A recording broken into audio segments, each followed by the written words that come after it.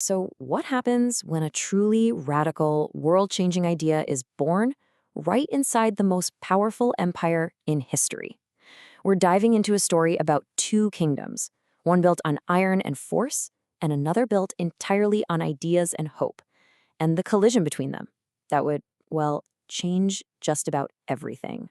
At its core, this whole story really boils down to this one question. What happens when a completely disruptive vision for humanity goes head-to-head with the raw power of the Roman Empire? It's this clash, this collision between a new kind of hope and an old, established empire. That's where our whole story really gets started. Okay, to really get just how revolutionary this new idea was, we have to understand the world it stepped into. So let's go back. Let's head to the 1st century, an era that was just simmering with tension and, maybe more than anything, expectation.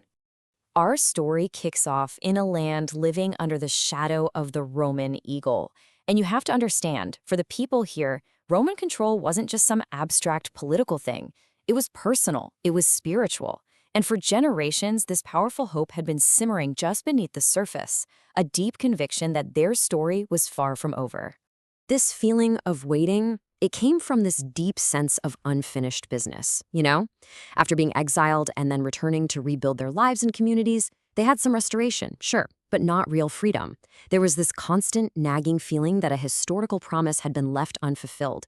And now, Roman rule was this daily, heavy reminder of that very fact. The whole mood of the era was like living in the middle of a story, not at its end. People felt deep down that their history had not yet reached its resolution. They were all actively waiting for a final chapter, something that would bring meaning and purpose to everything they had been through. Now, this hope wasn't just some vague, wishful thinking. It was laser-focused on a specific figure, the Messiah. The term itself just means anointed one, and it represented this incredible promise of a chosen leader who would finally bring the justice and the deep renewal everyone was so desperate for. That was the expectation literally hanging in the air. So into this tense, expectant world, a new and, frankly, a deeply disruptive idea arrives. It's a proclamation that presents a totally alternative kingdom, one that was going to challenge, well, everything. The central announcement is so simple but completely revolutionary: the kingdom of God. This wasn't just another philosophy. It was presented as a reality, something that was actively breaking into the present moment, right then and there, right under the nose of the entire Roman Empire. And here's where we see this crucial contrast. You see, the popular expectation was for a political kingdom, military victory, restored borders, taking back control. But the kingdom of God being proclaimed, that was something else entirely. It was an alternative order, a new vision for what justice could be, and a completely different kind of hope. You couldn't find this kingdom on a map. It wasn't about land or physical nations. It was a new order, a different way of living that fundamentally challenged the world's power structures. It took these ancient core concepts, like justice and the idea of a sacred agreement or covenant, and it completely redefined them for a new era. So, announcing an alternative kingdom, an alternative source of authority inside a global empire, as you can probably imagine, that's not going to happen without creating some serious friction.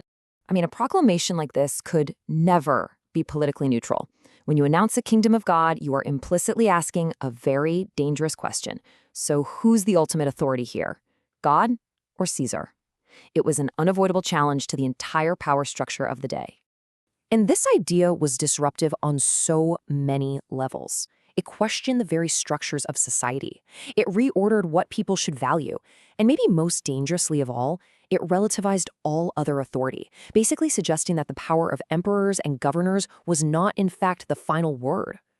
And it all just boiled down to this one single question. Who holds ultimate authority? Is it the emperor in Rome, or is it God? You can't really serve both. And that forced an absolutely inevitable confrontation. And the path from there was, well, tragically logical. First, you have a new authority proclaimed. That, in turn, creates friction with the powers that be. And in the world of the Roman Empire, when a movement starts to look like a threat, the result is swift arrest, trial, and execution. Now, right here is where the story should end, right? A failed movement, a leader executed by the state. But what happens next is what makes this a truly world-shaping idea. It's a complete reinterpretation of what it means to fail. Look, in the cold, hard logic of imperial power, execution is the final word. It's the end of the line. A leader killed by the state means their movement is over. The message is clear. The empire wins, the challenger loses. End of story. But this is the pivot. The story doesn't end there. Instead, that moment of what looks like ultimate failure, the execution, is totally transformed. It's no longer the end of the story. It becomes the new center, the absolute key to understanding everything else. So you end up with two completely different ways of looking at the very same event. For the empire, the execution was simple: the termination of a threat, a kingdom crushed. But in this new interpretation, that exact same moment became the story's central turning point. It wasn't the end of power, but a radical redefinition of what power even is. And this leaves us with a pretty provocative final thought. The core of this whole idea is that a moment of total, undeniable political defeat was somehow transformed into the ultimate victory. So, if power itself can be redefined at the very moment of its annihilation, if a new kind of life can emerge from what looks like absolute ruin, then what really is impossible?